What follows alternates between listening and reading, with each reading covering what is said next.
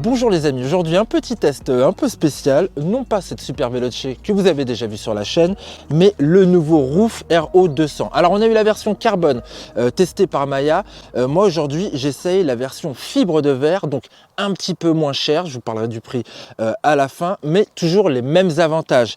C'est-à-dire qu'on a un casque qui est très compact, qui reste toujours très léger en fibre. Là sur une taille M, comme pour la taille S, on est à peu près à 1230 grammes. Si vous prenez une taille L ou XL, vous serez à 1370 grammes. Donc ça reste encore super light. Outre cette forme vraiment aérodynamique et compacte, on retrouve les mêmes avantages, à savoir les deux ouvertures sur la mentonnière. Celle du bas, c'est vers le visage. Celle du haut, c'est ou vers le visage ou vers la visière. Et il y a un petit cran qu'il faut actionner là pour savoir où on veut que le conduit amène l'air. Et ça, c'est quand même super bien. D'autant plus qu'on a d'autres aérations, deux sur le sommet du casque et une autre là sur la partie frontale. On passe derrière avec les deux extracteurs qu'on trouve sous le spoiler. Facile à manipuler là comme ça, mais on verra tout à l'heure ce que ça donne en roulant.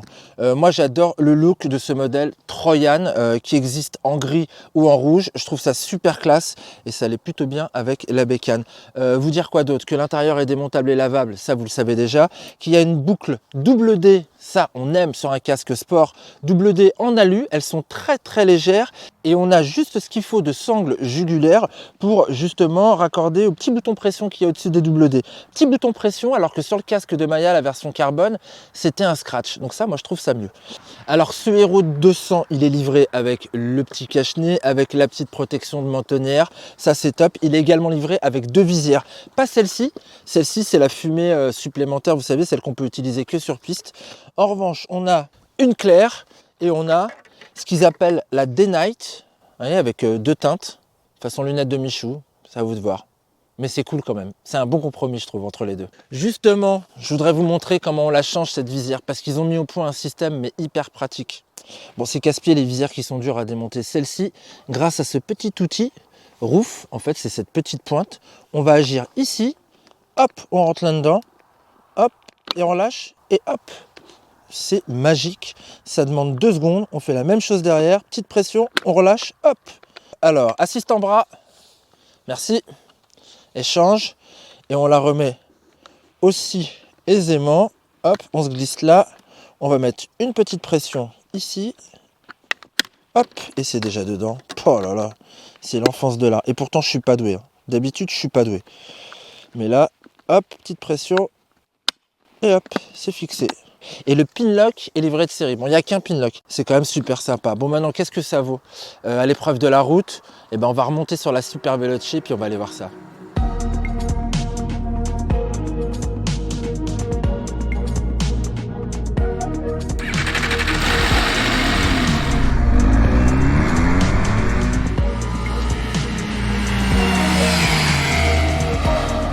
Bon, ce casque est ultra compact. Du coup, au moment de l'enfiler, j'avoue que j'ai les oreilles qui se plient un petit peu. En fin de compte, il faut bien les remettre derrière au démarrage. Mais après, une fois que je l'ai sur la tête, franchement, je le trouve vraiment confortable. Pour un casque piste, ça, c'est quand même une bonne donnée parce qu'on va le garder longtemps.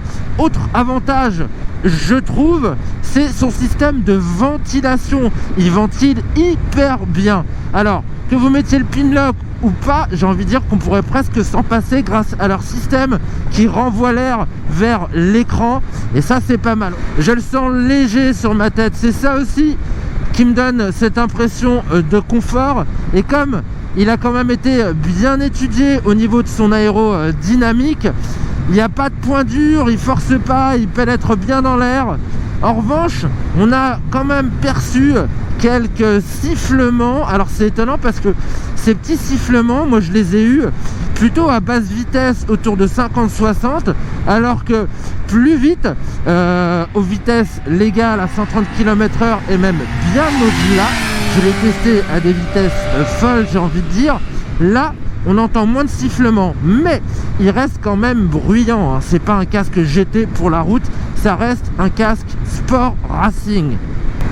Aucun souci d'ergonomie hein, pour manipuler les deux entrées de la mentonnière ou les 3 entrées que j'ai au niveau du front et sur le sommet de la tête, comme aucun souci pour ouvrir ou fermer l'extracteur à l'arrière.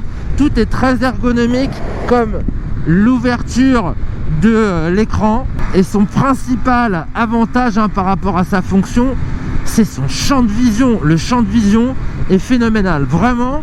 On voit hyper bien, l'ouverture est vraiment haute. Si je ne m'abuse, on doit être dans les 19 mm. On voit très bien à gauche comme à droite, je vois très bien en bas.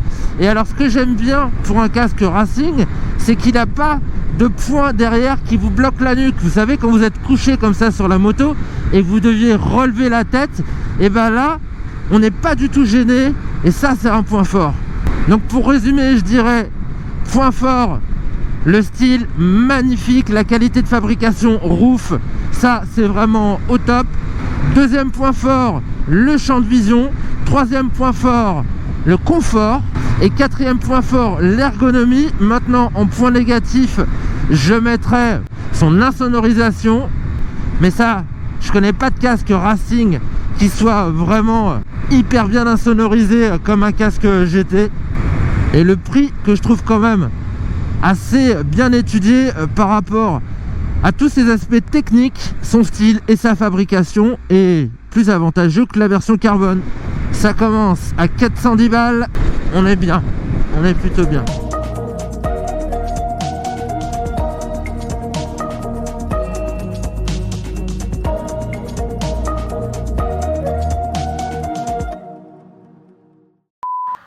Bonjour chers amis, aujourd'hui petit test un peu spécial. Alors bon, c'est pas la Super Veloce, elle vient de passer sur la chaîne. Non, en revanche, la Super Veloce qui vient de passer sur la chaîne. C'était pas mal ça, hein? Allez, c'est reparti. Et il y a aussi un joli petit foulard qui est fourni avec. C'est cool, hein? Hop, voilà. En ce moment, c'est à la mode le foulard. Voilà.